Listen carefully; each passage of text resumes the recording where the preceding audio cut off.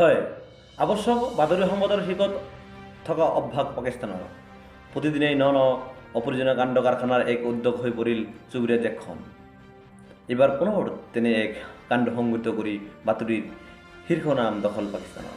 বিগত বৰ্ষৰ পাকিস্তানৰ ইছলামত আছিল বিধ্বংসী বানপানীৰ সময়ছোৱাতে তুৰস্কই সহায়ৰ হাত আগবঢ়াইছিল পাকিস্তানলৈ।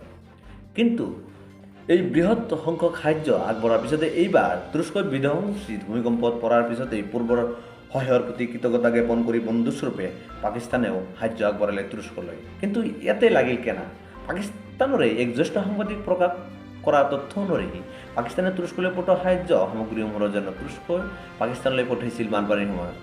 যি সাহায্য তুৰস্কই বানপানীৰ সময়ত পাকিস্তানক দিছিল আৰু সেই সাহায্যখিনিয়ে ৰিপিট আৰু ভূমিকম্পৰ সময়ত তুৰস্কলৈ পঠাইছে পাকিস্তান চৰকাৰে।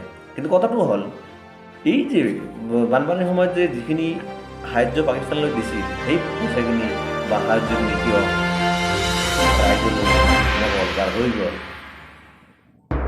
এই বাতৰি প্ৰকাশ কৰিছে পাকিস্তানৰ এগৰাকী জ্যেষ্ঠ সাংবাদিক নাম শ্বাইখ মাছুদ।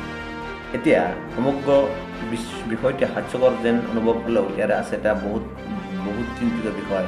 বানপানীৰ বাবে বিগত বৰ্ষত অহা সাহায্য কিয় ৰৈ গ'ল, ৰাইজৰ মাজলৈ কিয় গৈ নাপালে সাহায্যসমূহ, এই ক্ষেত্ৰত অসফল হ'ল পাকিস্তান চৰকাৰ। যি চৰকাৰে নিজে পৰ্যাপ্ত পৰিমাণৰ সাহায্য আগবঢ়োৱা নোৱাৰাৰ বাবে সহায় ল'বলগীয়া হৈছিল বিদেশৰ ৰাষ্ট্ৰৰ, সেই চৰকাৰে সাহায্যসমূহৰ বিতৰণ কিয় কৃপানালী কৰিলে।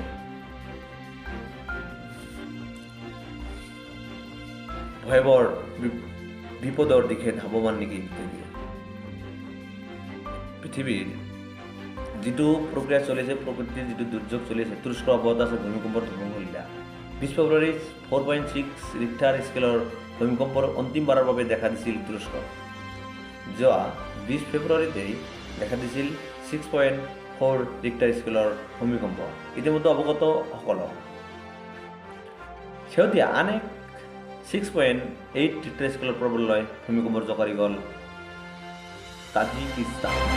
শীতে স্তব্ধ কৰি পেলাইছিল ইউৰোপৰ জনজীৱন।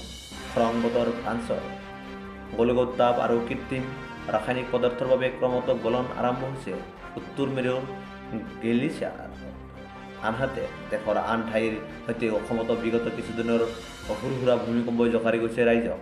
ভূমিকম্পৰ উৎপত্তিৰ কাৰণসমূহ মূলতঃ প্ৰাকৃতিক টেকটনিক প্লেটসমূহৰ লৰচৰ হ'লেও সৃষ্টি হয় ভূমিকম্পৰ। টেকটনিক প্লেট ভূমিকম্পত যিটো সৃষ্টি হয় এটা চাইণ্টিফিক বৈজ্ঞানিকভাৱে টেকটনিক প্লেট বুলি কয়। এই প্লেটটো লৰচৰ হ'লে ভূমিকম্প সৃষ্টি হয়। কিন্তু আন গৰিষ্ঠ সংখ্যক দুৰ্যোগৰ বাবে দায়ী মানৱ সমাজে। ইয়াৰ উপৰিও পূৰ্ব পৰিকল্পিত বহু উপায়েৰে হ্ৰাস কৰিব পৰা যায় ভূমিকম্পৰ ফলত হ'ব পৰা ক্ষয়ক্ষতিৰ। পূৰ্বৰ পৰা যদি পৰিকল্পিত থাকে তেতিয়া আমি ভূমিকম্পৰ পৰা বহুত ক্ষয়ক্ষতিৰ পৰা বহু পৰিমাণে ক্ষয়ক্ষতিৰ পৰিমাণ কমাব পৰা যায়। তাৰ বাবে চৰকাৰৰ আৰু নাগৰিকে সচেতন হ'ব লাগিব। চৰকাৰে চৰকাৰৰ ইচ্ছা থাকিব লাগিব যে ৰাইজৰ কাৰণে আমি জিকিছোঁ, কালি ৰাইজৰ কাৰণে জিকি আমি ভোটটো লৈ কালি বহি থাকিলে নহ'ব।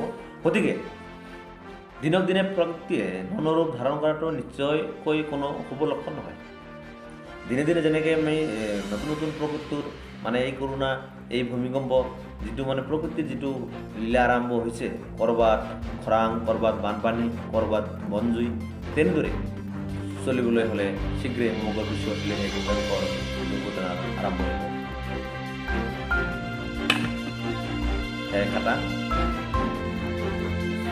ধন্যবাদ।